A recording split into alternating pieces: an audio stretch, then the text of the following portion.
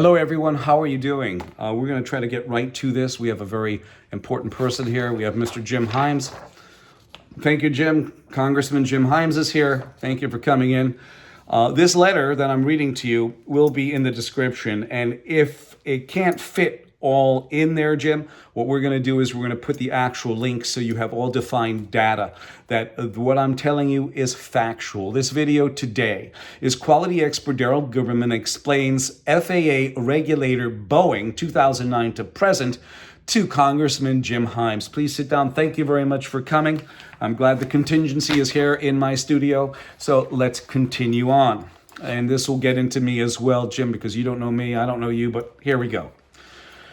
To Congressman Jim Himes, no one has come up with the root cause of Boeing's issues. The articles attached all contain information that Boeing has interlocking directorates and board membership that have compromised their quality. These associations are deleterious to our government and corporations. I am Daryl Guberman, quality expert with over 40 plus years in quality of manufacturing, aerospace, medical implants, printing, and plastic distribution. My company has been involved with quality and accreditation standards in manufacturing for many years now, 13 years in business. And as such, I possess much information that I can share with you. My extensive knowledge in the area of manufacturing quality certification would be it is very valuable to expose the root causes of quality deficiencies and escapes at Boeing, Lockheed Martin, Pfizer, and Johnson & Johnson, to name only a few. The articles should assist you in this very complicated area, quality, and need someone like me to clarify the issues involved. My company has been damaged by Boeing and also Lockheed Martin and others. I would like your assistance during the years 2012 to present. Boeing suppressed my ability as a quality registrar to compete with ANSI, the American National Standards Institute, who is a 100-year-old company, nonprofit corporation, which has both federal agencies and corporations as members on the board. The American National Accrediting Board, ANAB. The companies joined forces in 2018. They are both accreditation bodies, who are also underwriters for the IAF, International Accreditation Forum, incorporated in Delaware, USA. They are a repository for national and international accreditation bodies. They are also underwriters for the International Laboratory Accreditation Cooperation, ILAC, which is in Australia. Both IAF and ILAC are sister organizations. Their suppression began in 2002 with Boeing Supplier Bulletin, calling for only ANSI ANAB certification and submission of the certification with supplied materials without the need of Boeing sending in their inspectors to ensure materials quality and supplier not making parts in a swamp. Boeing never went. It could be made in a swamp. This has gone on for 22 years. Further suppression came from Boeing Supplier Portal, which instructs and mandates suppliers they must be ANSI ANAB accredited or internationally equivalent. It was finally exacerbated by Boeing's membership on ANSI board and ANAB's board of directors and the ANAB Management Accreditation Council, which grants, suspends, and withdraws accreditation of certification bodies or registrars. This suppression of my registration company is a blatant restraint of trade and against the Sherman Antitrust and Federal Anti-Monopoly and Antitrust Statute. I have 1914. I have a YouTube channel which is embedded in these articles attached. There will be no way, per the FAA, Boeing will clean the quality quagmire they have up in 90 days. After all, you will find out 2009 to present, the FAA made Boeing a regulatory authority. So, Congressman Himes, how does one regulator watch over another regulator? That's what I'm asking.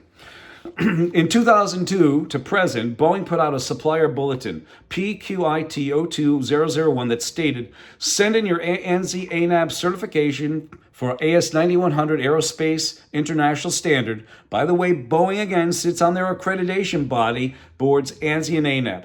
You'll find additional information in the attached articles. Also, they are specified on Boeing Supplier Portal or internationally equivalent.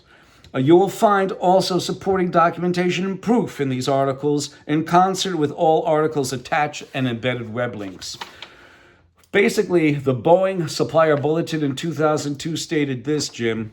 Send Boeing your AS9100 certification as long as it's AS91, as long as it is ANSI ANAB accredited. ANSI ANAB are required on their Boeing supplier portal or international equivalent, which could be Iran and Pakistan. And as you know, Jim, that they were involved with 9/11. They confessed to that. And also Osama bin Laden in Pakistan. So how could they be equivalent to ANSI ANAB? And they sit right by them on the IAF. Unbelievable.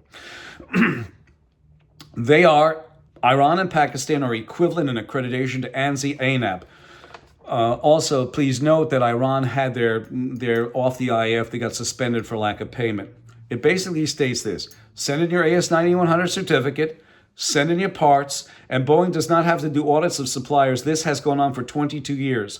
Please find the featured articles below and embedded links within the articles that corroborate the information presented.